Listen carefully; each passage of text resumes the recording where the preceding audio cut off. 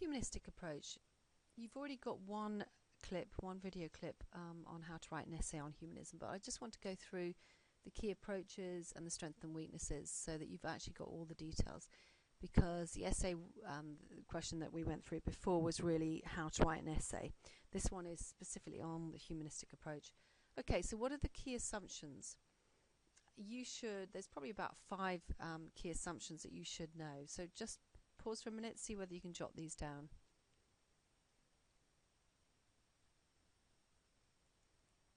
Okay, so which ones should you have? Let's have a look at these. And we're going to take each of these in turn and talk about them. Okay, so third force, that's the first one. What do we mean by the third force? Humanists are seen as the third force in psychology, and what that actually means is that they reject the determinism of the other two approaches. So when we say the other two approaches, we're talking about psychodynamic and the behaviorists. What sort of determinism have either of those got, or both of those got?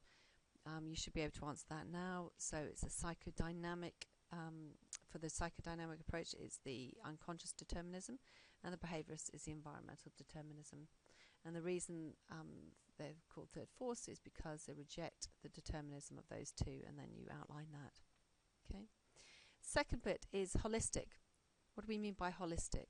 Well, again, you can pause, see if you can answer it, and then listen to what you should have down. When they're talking about a holistic, they're saying that they're looking at the whole person. Well, what do we mean by that?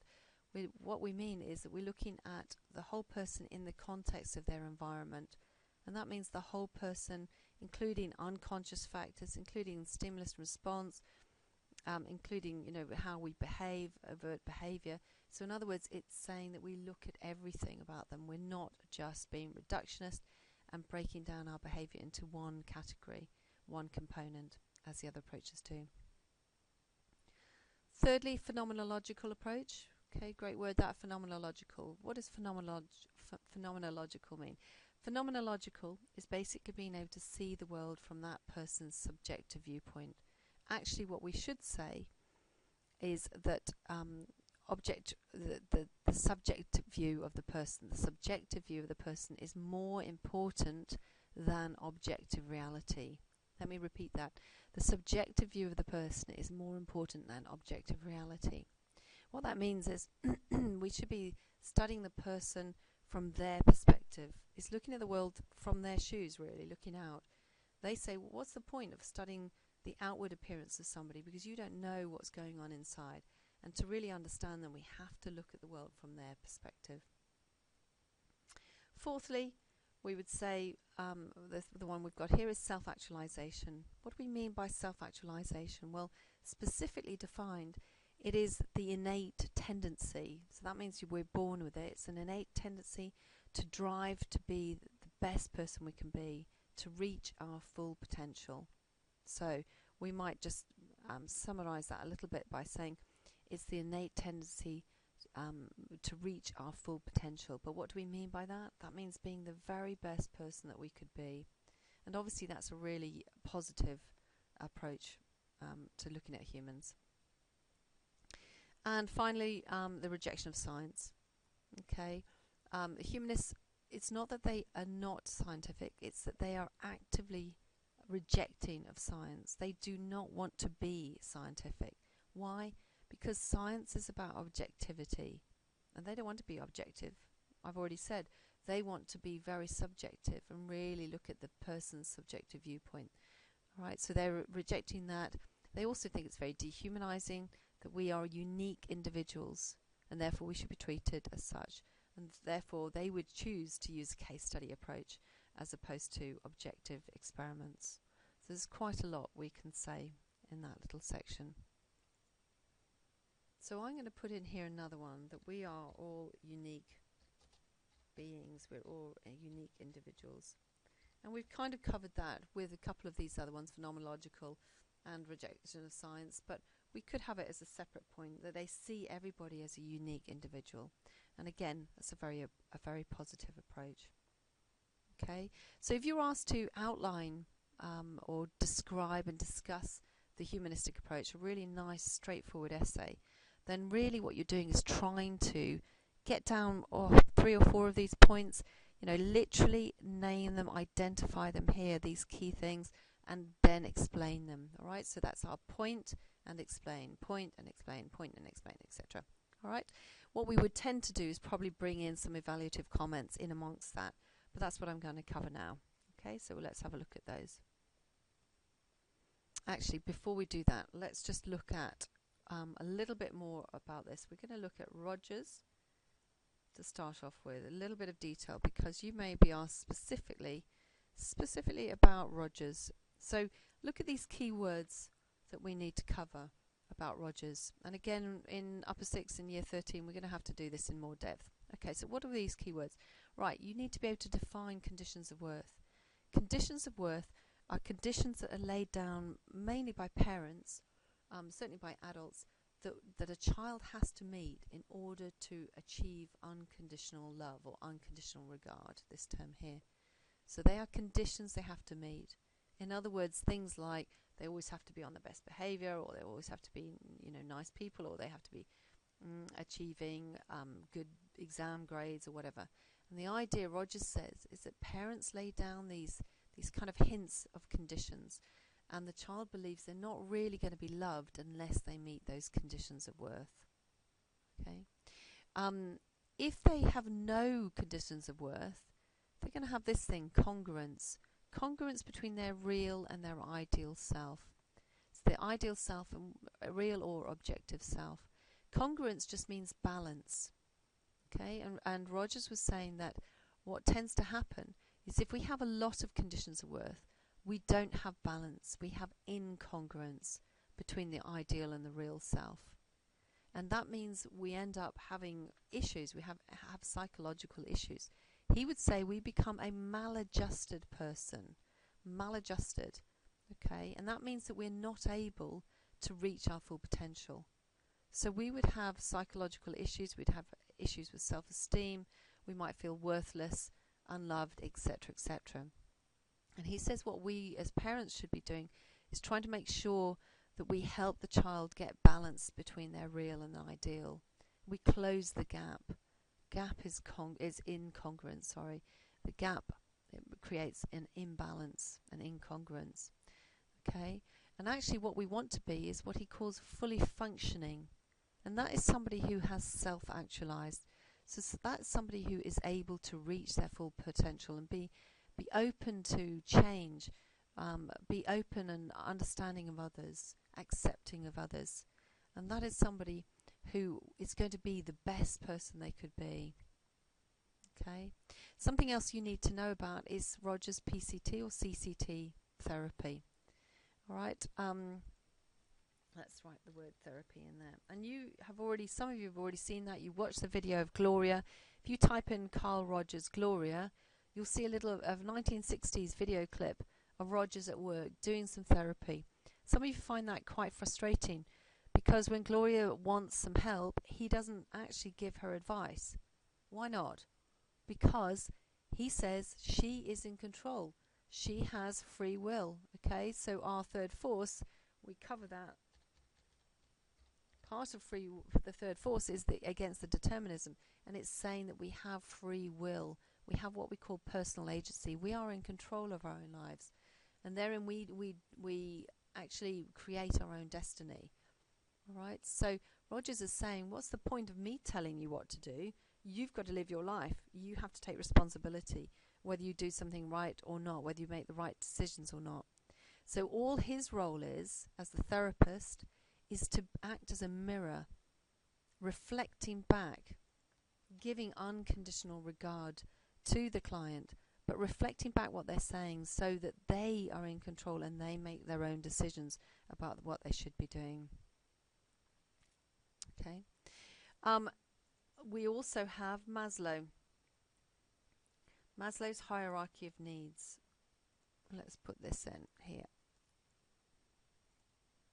Okay, and you have probably got, let's copy this image across.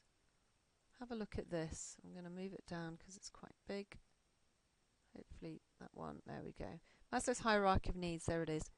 All right, so he talks about And let me just put some of these other terms up for you. Oops. Struggling a bit here. Nope. Here we are. So here's the hierarchy of needs. We've got physiological needs, if we have a quick look at that. Okay, so food and water, for example. Safety needs. Fairly straightforward. Now, what do you need to know? You don't need to know all of this, but it's worth you picking one or two little bits. So physiological are basic needs, okay, food and water. Then make sure you've got, you can actually list them. So physiological safety, love and belonging, esteem, and then finally at the top, self-actualization. Very, very briefly. Now what Maslow says, and again at AS level, you know, you are maximum probably are going to be 4 AO1s even if they ask you all about Maslow. Okay, so we need very little information. But if we have a look at some of these terms, the deficiency needs, these are at the bottom, all right, so physiological safety, etc., and they all need meeting. Maslow's idea is you cannot move up to the next level until you've met these to some extent. The trouble is, one of the problems with it is he doesn't tell us to what extent. How much do we have to meet those needs? He just says we have to. Okay, so there's a bit of a criticism for it. So we have to meet the needs, and then we can move on to the next one. So these are all called deficiency needs. The only needs really from this diagram that we've got are the growth needs. The only growth need is the self-actualization need at the top. Okay, and so there we have self-actualization. If the needs are not met, then you're going to have either physical problems, and you can understand that, or esteem, psychological problems. So, for example, you know, if you haven't got love, you're going to be very lonely. If you haven't got safety, you're going to be very anxious, things like that. Okay, if you haven't got self-esteem, what we tend to find is people will put other people down, and so on. Okay, so a little bit there about Maslow. And now we need to go on to be able to evaluate the approach. So let's have a look at the positive points. Okay, first of all, it values the individual. It says we are unique, we're individual, and we should be treated like that. And more importantly, yes, it's very positive about self-actualization, but it really emphasizes things like free will. And with free will comes responsibility, and actually in our society we have to believe we're responsible. Okay, otherwise we would have anarchy. We've got to take responsibility for our own actions. So that's seen as a very positive thing. It's a very positive approach. Also, the fact that it looks at everyone as a whole is very nice because it's not reductionist. And again, bring in a comparison. It's not just reducing us down to components like stimulus response or unconscious. So it's worth you comparing another approach there. Fantastic PCT, CCT therapy, very effective, these talking therapies. Rogers talking therapy. Be careful, Rogers and Maslow are different. Also deals with the ethics of using humans, not animals, and obviously some people see that as really very positive and not dehumanizing. We should put in negatives now. Let's just do that very quickly. Negatives of it. Okay, so it emphasizes a very self-centered approach. That's one of the big criticisms, that it kind of ignores the constraints on the individual, expectations from society. So Rogers is saying, you should be the person you want to be. And if that means that you don't get fulfillment from working hard and you want to get fulfillment from, I don't know, doing something completely different, well, then he is saying, go for it, do that. That's what you want to be. That's closing the gap between the real and the ideal. Other people are saying, well, look, hang on a minute. We've got society's expectations. So one example is, let's say a child wants to run around like a nutter in a restaurant or something like that, and parents, might say, well, he's trying to express himself. He should be able to do what he wants to do. Well, other people will say, well, hang on a minute. What about all the other people in the restaurant? What about their expectations? They don't want that. They want to have a quiet evening or something. And therefore, there may be constraints from society which are ignored. Secondly, really, because it's so unscientific, because they reject science, obviously, therein lies a problem. There is no rigorous evaluation of their theory. there's no objective sort of replication of their theory and their data and their counselling and things like that, and therefore there are problems with that. Likewise with the case study approach, right? Use of case studies, very nice idiographic, looking at an individual, lots of lovely depth, but we know problems with that. It can be very subjective, and in Upper Six we'll look at this in a bit more depth. Some people also say there are problems with it. For example, it's seen as a very ethnocentric approach.